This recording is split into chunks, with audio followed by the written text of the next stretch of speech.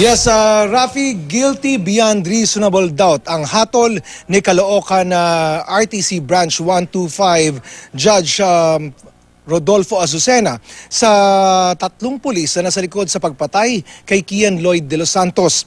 Reclusion perpetua ang ibinabang parusa laban kina Police Officer 3 Arnel Owares, Police Officer 1 Jerwin Cruz at Police Officer 1 Jeremiah Pereda.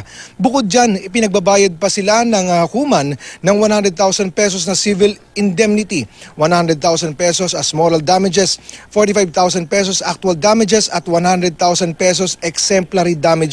Ikinatuwa naman ng gusto ng mga magulang ni Kian na sina Saldi at Lorenzana de los Santos ang hatol. Ayon sa ina, masaya sila sa ustisyang nakamit at napatunayan din na di masamang tao ang kanilang anak. Para naman kay PAO Chief Persida Acosta, magsilbi raw sanang leksyon ito sa mga tiwaling pulis na patuloy pa rin gumagawa ng kalokohan. Patunay din daw ito na di tinotolerate ng gobyerno ang mga kamalian ng mga pulis at walang state-sponsored killings.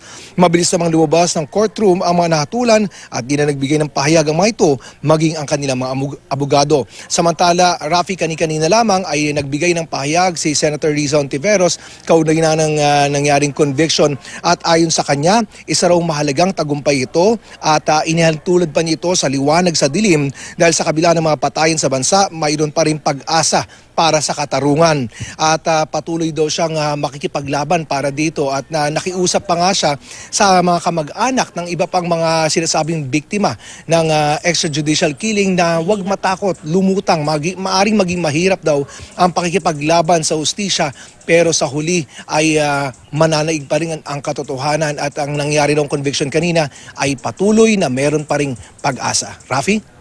Oscar, pagkatapos ng promulgation kanina, saan na dumiretso itong mga natulang guilty na pulis sa Oscar? Yes, Rafi, kanina hanggang umalis tayo sa Regional Trial Court ng Caloocan ay hindi pa nakapagdesisyon ang korte ni Judge Rodolfo Azucena kung saan i-commit itong mga convicted na pulis, no? At patuloy nating hinihintayan at pag nagkaroon tayo ng impormasyon kaugnay niyan ay ipapaalam natin agad-agad, Rafi. At syempre, Oscar, ang posible rito ay magsasampa rin sila ng motion for reconsideration. Nakausap ba natin yung kanilang abogado at anong naging reaction nila, Oscar? Yes, Rafi, yan nga isa sa mga gusto sana nating malaman, no, yung magiging next move ng mga abogado, ng mga nahatulan. Kaya lang nung lumabas sila sa courtroom, nagmamadali, no? Yung mga nahatulan, mabilis na lumabas ng courtroom at yung mga abogado at talagang hindi na nagbigay ng pahayag, no? Nung bago magsimula yung promulgation, medyo nagpahayag pa ng kumpiyansa yung mga abogado ng natulan na akwita lang inaasahan nila, may isang nagsalita. Pero after nung magdesisyon nga ang korte ay hindi na tayo nakarinig ng anumang pahayag mula sa panig ng mga nahatulan, Rafi. Pero sa obserbasyon niyo, Oscar, ano yung demeanor nung tatlong pulis, lalo na nung mahatulan na ng guilty ng korte, Oscar? Okay. Rafi, ang ano diyan kwento lang, no, kasi hindi lahat ng mamahayag ay nabigyan ng pagkakataon na makapasok doon sa loob ng courtroom, no, nung during the promulgation. Pero mga narinig tayo na salaysay na may mga kamag-anak daw itong mga pulis na talagang sumama yung loob. Well, understandable naman 'yun dahil nga sa naging hatol.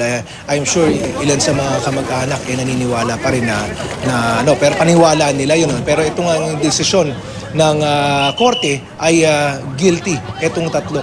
May mga ilan din mga miyembro ng VACC doon sa labas ng courtroom na nakausap natin at sila naman ay nagpahayag, no, ng labis na kasiyahan nga. Ito nga gaya ng sinabi ni Senator Riza Ontiveros, umaasa sila na yung mga iba pang mga biktima katulad niya, mga nasa VACC, nagbigay daw ito sa kanila ng panibagong pag-asa na nandyan pa rin ang tagumpay ng hustisya. Rafi?